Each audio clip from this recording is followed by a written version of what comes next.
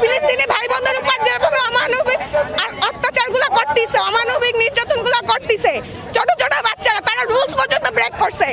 একটা যুদ্ধের রুলসে কোনো হসপিটালে হামলা করার কোনো নিয়ম নাই, তারা সেইগুলো পর্যন্ত করতেছে। সেই কারণে আমরা প্রতিবাদগুলো কিছু করতে পারতেছি না। আমাদের তো দায়িত্ব, আমরা মুসলিম, আমাদের এটা দায়িত্ব। আমাদের ছোট ছোট ভাই বোনরাই করতেছে। আমার পাশে ছোট বোন আছে, ওদের তাকাইলেই তো আমার মনে পড়ে যে আমার ছোট ছোট বাসায় ওরাও তো আমার বোনের মতন, ওরা তো আমার ভাইয়ের মতন, ওরা তো আমার মায়ের মতন, ওরা তো কষ্ট করতেছে।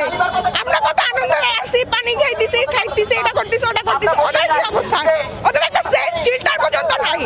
সেইখানে যুদ্ধে এরকম বাচ্চাদের উপর হামলা করাটাই উচিত না। সেইখানে বিশ্বমানের থার্মিক্স রড, সালাম স্টিল থার্মিক্স, দেশের একমাত্র থার্মিক্স রড। বেশি করে বাচ্চাগুলো মারতেছে।